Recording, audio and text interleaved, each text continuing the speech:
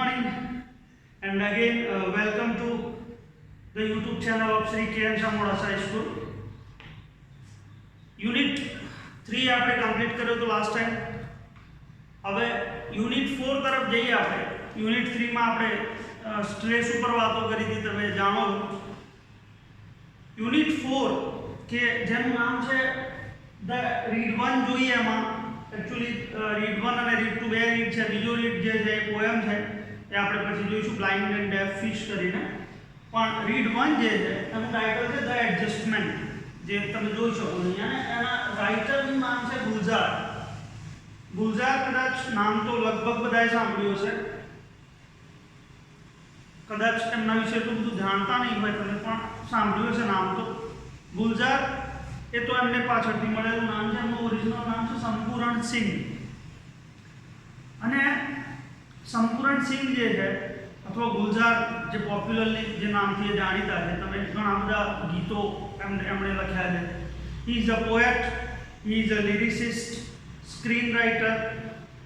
તો ઘણા બધા કામ, અને બે ભાષા ઉપર એમની જબરજસ્ત પકડ છે, હિન્દી અને ઉર્દુ.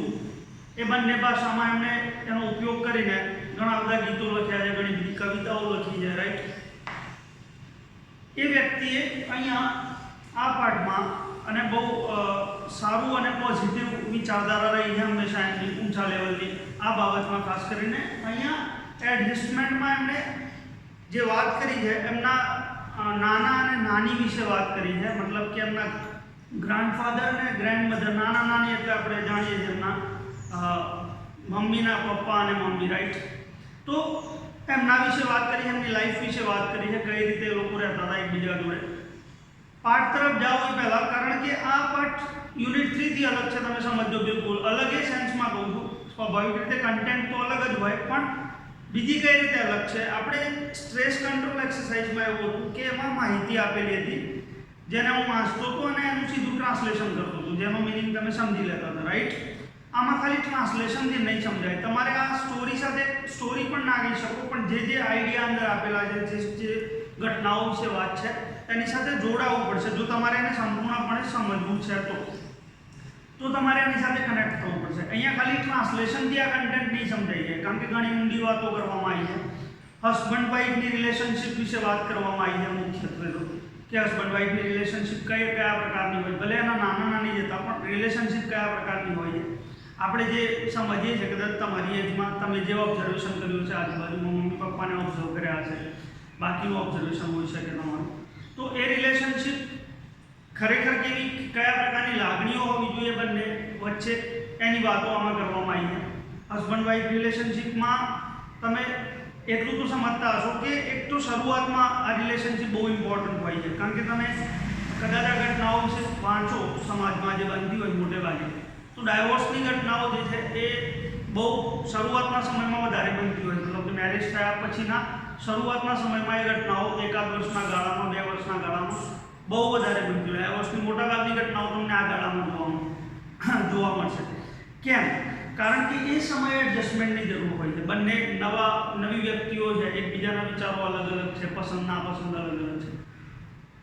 બાકીના પોઝિટિવ કેસીસ પણ એવું નથી કે બધા ડાયવોર્સ થાય છે. ઘણા બધા બહુ ઓછા ડાયવોર્સ થતા હોય. બાકીના લોકો તો જીવે જ છે શાંતિથી. એ કેમ જીવે છે? કારણ કે એકબીજા સાથે એડજસ્ટ કરે છે, રાઈટ. તો એક તો આ સમયમાં એડજસ્ટમેન્ટની જરૂર હોય છે. પછી વચ્ચેનો ગાળો જે છે ને, તમારા પેરેન્ટ્સ સાથે ચર્ચા કરજો, તમને ખ્યાલ આવી હશે અથવા તમને યાદ પણ હશે કે વચ્ચેનો સમયગાળો છે એમાં કોઈ ટાઈમ જ નથી ઝઘડવાનો. 2-4 વર્ષ નીકળી ગયા મેરેજના પછી તો મા બાપ, મતલબ કે હસબન્ડ વાઈફ પોતે બાળકોના ઉછેરમાં અને એમના સ્વપ્નો પૂરા કરવામાં અને પૈસા કમાવામાં અને ઘર બનાવવામાં, આ બધી ઝંઝટમાં એટલા બધા બિઝી થઈ જાય છે કે એકબીજા સાથે લડવાનો સમય જ નથી, બરાબર છે. એટલે એ વચ્ચેના 10-15 વર્ષ, 25 વર્ષ તો કાઢી નાખો, ત્યાં પ્રોબ્લેમ નથી. પછી સીધી આ રિલેશનશિપની અસર ક્યાં જોવા મળે તમને? ગળપણમાં, વૃદ્ધાવસ્થામાં. ત્યાં ફરીથી એકબીજાની બહુ જરૂર પડે છે એકબીજાને, રાઈટ. કારણ કે ત્યાં લાગણીઓની જરૂર છે, એકબીજાને હૂંફ આપવાની જરૂર છે, સાયકોલોજીકલી હેલ્પની જરૂર પડે છે, ત્યાં ઇમોશનલી હેલ્પ કરવાની જરૂર પડે છે, રાઈટ. તો રિલેશનશિપની વેલ્યુ 2 તબક્કે બહુ સારી રીતે સમજાય છે, એક શરૂઆતના ગાળામાં અને એક વૃદ્ધાવસ્થા દરમિયાન. I hope you have understood what I mean to say. તમે પાઠ જોશો એટલે વધારે સારી રીતે સમજશો, પણ આ તો હું તમને એટલા માટે આ સમજાવી દઉં છું કે આ સમજવું કદાચ તમારા માટે પણ આ એજમાં બહુ જરૂરી છે કે ભાઈ આ રિલેશનશિપને જે બી બતાવવામાં આવે છે સિરિયલ્સમાં કે ટીવીમાં કે જે પ્રકારની હવામાં વાતો થાય છે એ રિલેશનશિપ સાચી નથી. તમે જાણો છો કે સિરિયલ્સમાં ને ટીવીમાં તો એવું બતાવે છે ઘણી વાર એક ઘટના વિશે તમને કહું ફની તો કે હસબન્ડ ઘરે આવે ત્યારે વાઈફ પાણીનો ગ્લાસ લઈને સામે ઊભી હોય છે, રાઈટ? આ વાસ્તવિક જીવનમાં ક્યાં બને છે? તમે જોયું છે અને એ શક્ય પણ નથી. એના માટે હું કોઈ વાઈફને ક્રિટિસાઇઝ નથી કરી રહ્યો ભાઈ, કોઈ મતલબ સ્ત્રીઓને ક્રિટિસાઇઝ નથી કરી, શક્ય જ નથી, એને કામ નથી, એ ઘરે કામ નથી કરતા. મમ્મી સપોઝ કે મમ્મી સર્વિસ કરે છે તો આખી અલગ વાત છે. સર્વિસ નથી કરતા તમારા ઘરે હાઉસવાઈફ છે તો પણ ઘરના કામમાં બીજી નહીં હોય, એ જરૂરી છે કે ફ્રી હોય દર વખતે કે પપ્પા ઘરે આવે ત્યારે એને પાણીનો ગ્લાસ આપી દે. વાસ્તવિક જીવનમાં આ શક્ય નથી. જ્યારે વાસ્તવિક જીવનમાં તમે આ બધું એક્સપેક્ટ કરવા લાગો તો પછી એ ઝઘડામાં પરિણામે છે ને પછી એના રિઝલ્ટ નેગેટિવ આવે. ચલો હવે પાર્ટ ઉપર જઈએ આપણે. તો અહીંયા જે રીતે મેં કહ્યું કે એના નાના નાની સ્ટોરી વિશે જ વાત છે, મતલબ એના નાના નાની લાઈફ ઉપર વાત છે કે કેટલો પ્રેમ છે એકબીજા ઉપર અને એમાં ઝઘડા પણ થાય છે, પણ કેવા ઝઘડા થાય છે, શું થાય છે, એના વિશે વાત છે. ચલો જોઈએ. It was a mistake not to take Nana, our grandfather, to the funeral of our grandmother, our Nani. તો શરૂઆતમાં જ કહે છે કે એકચ્યુઅલી એના ગ્રેન્ડમધરનું મૃત્યુ થઈ જાય છે, નાનીનું, અને જ્યારે એમનું મૃત્યુ થઈ જાય છે તો કહે છે કે અમે ગ્રેન્ડફાધરને એમના ફ્યુનરલમાં નહોતા લઈ ગયા. આવું ઘણી બધી જગ્યાએ બનતું હોય છે. આપણે જોઈએ છીએ વૃદ્ધાવસ્થામાં જ્યારે કોઈ એકનું મૃત્યુ થાય, દાદા કે દાદીનું કે નાના કે નાનીનું, તો બીજા લાઈફ પાર્ટનરને, એના લાઈફ પાર્ટનરને, આપણા નાના કે દાદાને કે નાની કે દાદીને આપણે અંતિમ સંસ્કારમાં, ફ્યુનરલ મતલબ કે અંતિમ સંસ્કાર, તો અંતિમ સંસ્કારમાં લઈ નથી જતા ક્યારેક ક્યારેક. એના ઘણા બધા રીઝન હોય છે. ફિઝિકલી એ વખતે એબલ ના હોય, વીક હોય તો આપણને એમ થાય કે નથી એમને હેરાન કરવા, તમે ઘરે જાઓ, બરાબર છે. અહીંયા ગુલઝાર એમ કહે છે કે ઇટ વોઝ અ મિસ્ટેક, એ અમારી ભૂલ હતી કે અમે એમને નહોતા લઈ ગયા અંતિમ સંસ્કારમાં. કેમ એવું કહે છે એનો ખુલાસો આગળ થશે પાઠમાં. ગો ટેક હર અવે, whisper into her ears that I too am on the way, not far behind. Tell her I will see her in the beyond. Go take her away. આ નાના બોલે છે. કોને કહે છે? ગુલઝારને કહે છે. Go take her away, આને લઈ આવો. Whisper into her ears, અને એના કાનમાં એટલે કે નાનીના કાનમાં ધીમેથી એવું કહી દો. whisper એટલે ધીમેથી બોલવું કાનમાં. that I too am on the way, કે હું પાછળ જ છું, મતલબ કે હું આવું છું થોડા સમયમાં. not far behind, બહુ દૂર નથી. tell her I will see her in the beyond, એને કહી દો કે હું એને મળીશ પાછળથી ટૂંક સમયમાં, હું એને મળીશ. મતલબ કે કહેવાય એવું માંગે છે કે હવે એ જાય છે તો એની પાછળ મારો પણ જવાનો સમય થઈ ગયો છે. with heavy hearts we hosted Nani's bier over our shoulders. with heavy heart, Gujarati સીધું ગુજરાતી કરીએ તો ભારે હૃદયથી, મતલબ કે દુઃખ સાથે, એ અર્થમાં છે. વિથ હેવી હાર્ટ્સ મતલબ કે દુઃખ સાથે. વી હોસ્ટેડ નાનીસ બાયર ઓવર અવર શોલ્ડર્સ. બાયર જેને નનામી કહીએ છીએ આપણે, તો બાયરને અમે અમારા ખભા ઉપર ઉપાડીને નીકળ્યા ત્યાંથી. I turn to look just once, હું એકવાર પાછળ ફર્યો જોવા માટે નાનાને. And found Nana stepping away from the balcony into the room, pulling the door shut after him. અને મેં જોયું તો નાના બાલ્કનીમાંથી સ્ટેપિંગ અવે, એ એમના રૂમમાં ગયા, pulling the door shut after him, અને દરવાજો એમણે જણાવ દઈને એમના રૂમમાં બંધ કરી દીધો. He had lived with Nani for over half a century.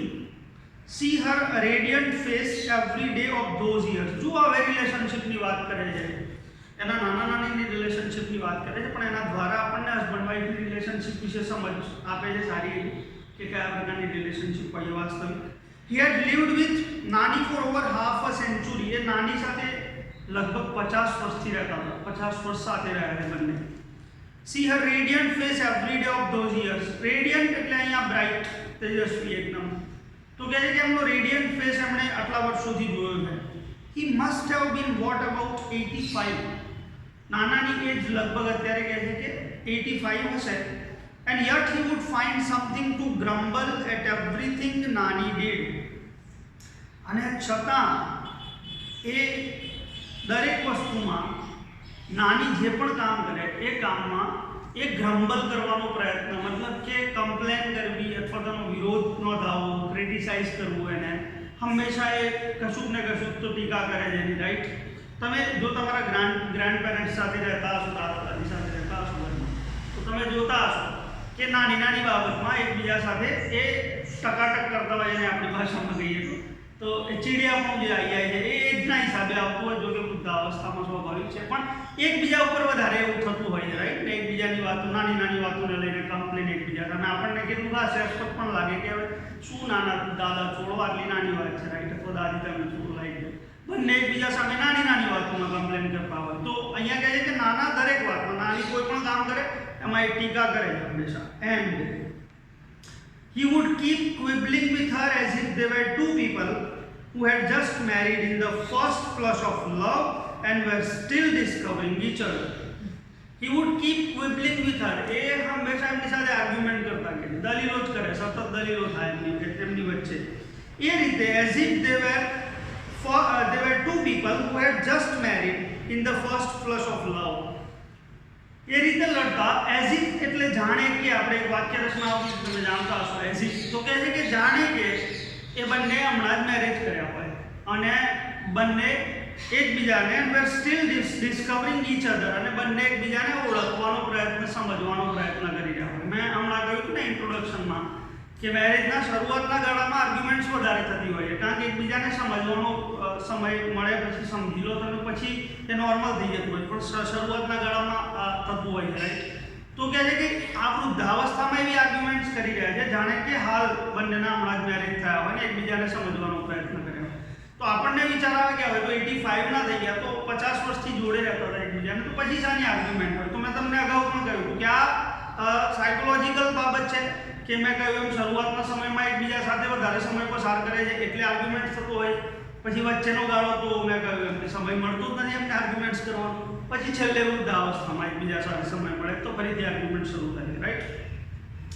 At times a petty quarrel would push them into long silence. Petty quarrel, petty એટલે અહીંયા બિલકુલ સામાન્ય, બિલકુલ સાધારણ, બીજો શબ્દ ઇંગ્લિશમાં ટ્રિવિયલ એવો આવે છે, TRIVIAL. તો એકદમ સામાન્ય, બિલકુલ સાધારણ ઝઘડો હોય, જે વાતમાં પણ આપણને એમ થાય કે આ શું વાત છે, આ તો બિલકુલ નાની વાત છે, એમ. would push them into long silence. એ એકબીજા સાથે બોલવાનું, વાત કરવાનું બંધ કરી દે બિલકુલ, એમ, બરાબર છે, ખાસા દિવસો આગળ ગયા છે. They would stop talking to each other for days together. અને ઘણા દિવસો સુધી એકબીજા સાથે વાત ના કરે, એટલી નાની વાતમાં. When we would try to intervene, all Nana would quip, "It happens, son, it happens. It takes time to adjust to each other." When we would try to intervene, જ્યારે અમે વચ્ચે દખલગીરી કરવાનો પ્રયત્ન કરીએ, આ વચ્ચે હવે સમાધાન કરાવવા માટે ઉતરીએ કે ચલો નાની ઝઘડો થયો છે તો સમાધાન કરાવીએ, તો કહે છે કે ઓલ નાના વુડ ક્વીપ. ક્વીપ એટલે અહીંયા કટાક્ષ સાથે બોલવું, તો નાના એક કટાક્ષ કરતા, કહે શું કટાક્ષ કરતા? "It happens, son, it happens." થાય એવું દીકરા, આવું થાય એમ કહે છે. "It takes time to adjust to each other." એકબીજા સાથે એડજસ્ટ કરવામાં સમય લાગે. આ બહુ મોટી શીખ મળે છે અહીંયા આપણને, બધી આ જે નેક્સ્ટ આ જે જનરેશન છે, હાલની યંગ જનરેશનને. તો ખાસ કારણ કે મેં કહ્યું અગાઉ પણ એમ કે શરૂઆતના જે દુઃખદ ઘટનાઓ જે કહેવાય, જે સાંભળીએ તો આપણને દુઃખ થાય છે કે મતલબ કે આના ડિવોર્સ લઈ લીધા, કે અહીંયા ડિવોર્સ થયા, રાઈટ, 1 વર્ષમાં કે 2 વર્ષમાં, તો થોડો આઘાત પણ લાગે. હા, ઠીક છે, કોઈ મેજર રીઝન હોઈ શકે, એ અલગ બાબત છે, એવા અપવાદરૂપ કેસીસને છોડી દઈએ તો સામાન્ય રીઝનમાં, કે મતલબ કે એકબીજાને વિચારો નથી મળતા ને ભાઈ તો એને મને એના જે કહેવાય કે શોખ પસંદ નથી, એની સાથે ફાવતું નથી, કે વગેરે વગેરે. તો અહીંયા એમ કહે છે કે "It takes time to adjust to each other. At the age of 85 years, after living 50 years together, what Nana is saying that it takes time to adjust to each other." 85 વર્ષની ઉંમરે 50 વર્ષ સાથે જીવ્યા પછી એમ કહે છે કે દીકરા ટાઈમ લાગે એકબીજાને સમજવામાં, એકબીજા સાથે એડજસ્ટ થવામાં. તો પછી જે લોકો 1-2 વર્ષમાં આ વિચારો અથવા આટલો મોટો નિર્ણય લઈ લે છે કે ભાઈ આપણે સાથે ના રહી શકીએ, તો એ સમજવાની જરૂર છે કે ઇટ ટેક્સ ટાઈમ. એમ કહે છે કે સમય લાગે, થોડો ઘણો સમય તો રિલેશનશિપને, એ સમય હસબન્ડ વાઇફની રિલેશનશિપમાં આપી શકાય, એવું એ આપણને કહેવા માંગે છે. "It was fun listening to him talk." એમને વાત કરતા સાંભળવામાં મજા આવતી છે, નાનાને બહુ અદભુત બોલતા. "Mother would always reprimand us." Mummy હંમેશા અમને ઠપકો આપતી. રીપ્રાઇમન્ડ એટલે ઠપકો આપવો. અહીંયા મમ્મી હંમેશા ઠપકો આપતી. "You people provoke him." પ્રોવોક એટલે ઉશ્કેરવું. તો મમ્મી અમને એવું કહેતી કે તમે ઉશ્કેરો નાનાને. And my mother has to bear the brunt. Bear the brunt એટલે ફળ ભોગવવા, ફ્રેશ છે ના, ફળ ભોગવવા અથવા નું પરિણામ ભોગવવું. તો એવું કહેતા કે તમે નાનાને ઉશ્કેરો છો. ગુલજારને એના ભાઈને એવું કહેતા કે તમે નાનાને ઉશ્કેરો છો. And my mother has to bear the brunt. My mother મતલબ કે એની મમ્મીના મધર મતલબ કે નાની એના. તો કહે છે કે તમે નાનાને ઉશ્કેરો છો ને એના ફળ મારી મમ્મી એટલે કે નાનીએ ભોગવવા પડે છે. હર મધર મીન્સ અવર નાની, જે વાત મેં તમને કરી. એના મધર મતલબ કે આ ગુલજારના નાની. And Nani would push out a few words together from her toothless mouth. અને એ સમયે નાની એમના મોઢામાંથી કેટલાક શબ્દો સરી પડતા. ટૂથલેસ માઉથ, કેવા મોઢામાંથી? દાંત વગરના મોઢામાંથી. કે દાંત વગર ઉપર જરૂર પડી ગયા તો એ શબ્દો નીકળી જતા. Be grateful that I gave you 2 grandsons. અને પછી એ મને મતલબ કે નાનાને કહેતા કે તમારે આભાર માનવો જોઈએ કે મેં તમને 2 ગ્રેન્ડસન આપ્યા છે, બરાબર છે, 2 પૌત્રો આપ્યા છે. Now for the love of God just shut up. અને પછી એમ કહેતા કે હવે ઈશ્વરની ખાतिर બંધ થઈ જાઓ, બરાબર. તો આ હળવી નોકઝોક થતી બંને વચ્ચે. માય બ્રધર એન્ડ આઈ વેર. હવે ગુલજાર આ એક જ પેરેગ્રાફમાં એમની પાસ્ટ લાઈફ વિશે વાત કરે, એમની લાઈફ વિશે વાત કરે છે કે એમની લાઈફમાં શું બન્યું, કેમ આ લોકો નાના નાની સાથે છે. કારણ કે એક પ્રશ્ન એ પણ થાય આપણને મોટે ભાગે કે મોટે ભાગે બાળકો આપણને આપણા ઘરે દાદા દાદી પાસે પપ્પાના ઘરે જોવા મળે. તો આ લોકો નાના નાની સાથે કેમ છે એનું કારણ એના માટે એમણે એમનો પાસ્ટ જણાવ્યું અહીંયા. My brother and I were at a very young impressionable age when our father married a second time. તો કહે છે કે હું અને મારો ભાઈ જ્યારે એકદમ યંગ હતા અને સમજદાર થઈ ગયા હતા. ઇમ્પ્રેશનેબલ એજ મતલબ કે એકદમ સમજદાર ઉંમરમાં હતા, સમજદાર થઈ ગયા હતા, મેચ્યોર થઈ ગયા હતા. એ એજમાં અમારા ફાધરે બીજા મેરેજ કર્યા. He would often arrogantly parade into the house with his new wife. અને એ ઘણીવાર ઘરમાં આવતા અમારા એમની નવી વાઈફને લઈને, અને એ પણ એરોગન્ટલી આવતા, એકદમ જેને કહેવાય ને ઘમંડથી આવતા ઘરમાં ને ચાલતા એની સાથે. My mother was helpless. એ સમયે મમ્મી લાચાર હતી, એની પાસે કોઈ ઓપ્શન નહોતો. કારણ કે શું કરવું એને સમજમાં નહોતું આવતું કદાચ કે હવે શું નિર્ણય લેવો. There was nothing else she could do about it. એ તો કશું કરી શકે એમ નહોતી, તો એ ચૂપચાપ સહન કરી લીધી આને. બટ નાની ફોટ વિથ હર. પણ નાની એની સાથે ઝઘડો કર્યો, મતલબ કે ગુલજારની મમ્મી સાથે નાનીએ ઝઘડો કર્યો. And scoop the two of us into her arms and brought us into her house. અને અમને બંનેને ત્યાંથી એ વખતે અમને ઉઠાવી લીધા અને અમને એમના ઘરે લઈ ગઈ કે હું અહીંયા નહીં રહેવાનું. સે શું કહીને ગુલજારના મમ્મીને એવું બોલીને ગયા નાની કે you want to rot here, do so. Rot એટલે સળવું થાય. આપણે નથી ગુસ્સામાં કહેતા કે તારે અહીંયા સળવું છે તો સળ, like that. You want to rot here, તારે અહીંયા સળવું છે, અહીંયા હેરાન થવું છે, દુઃખી થવું છે તો થા, ડુ સો. તારી હવે એક નિર્ણય છે તો તું થા, મને વાંધો નથી. But I am not letting my grandchildren stay here to get thrashed by their stepmother. પણ હું મારા બાળકોને, મારા પૌત્રોને અહીંયા છોડવાની નથી કે જ્યાં એની જે સ્ટેપ મધર છે, સાવકી માતા જેને કે જે નવું મેરેજ એના ફાધરે કર્યું હતું, તો એ અહીંયા આવીને મારા પૌત્રોને મારે, ગેટ થ્રેશ્ડ એટલે ફટકારવું અહીંયા, તો માર ખાય અહીંયા એમના હાથે, એના માટે હું અહીંયા છોડીને જવાની નથી. So you want to rot here, do so. તો તું અહીંયા સળવા માગે છે, દુઃખી થવા માગે છે તો થા, પણ મારા આ બાળકોને તો અહીંયા છોડવાની નથી. તો આ કારણસર કદાચ એ બાળકો ત્યાંથી નાના નાનીના ઘરે એમનો ઉછેર થયો.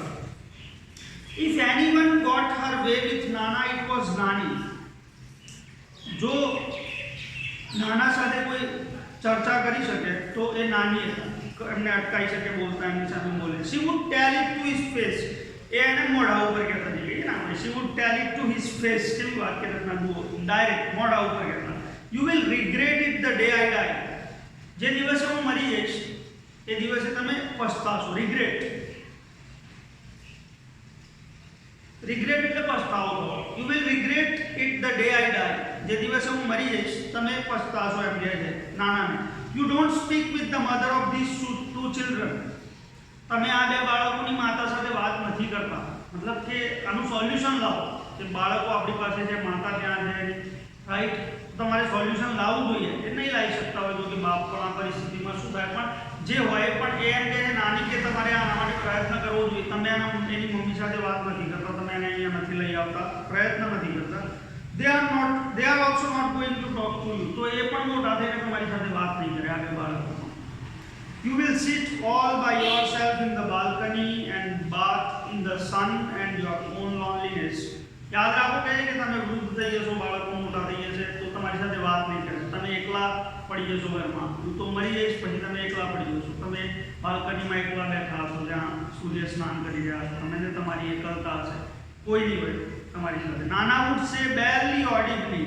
તો જવાબ પણ ઇન્ટરેસ્ટિંગ આવે સાંભળવા જેવો. નાની જ્યારે આવું કહે ને તો એ જવાબ શું આપે? ના, ભાગ્યે જ સંભળાય એટલે ધીમેથી બોલે. શું બોલે? બેરલી ઓડિબલી. હા, ઓડિબલી, બેરલી ઓડિબલી એટલે ભાગ્યે જ સંભળાય તે રીતે. બેરલી એટલે ભાગ્યે જ, રાઈટ, સંભળાય તે રીતે. આઈ એમ ઓલ્ડર દેન યુ.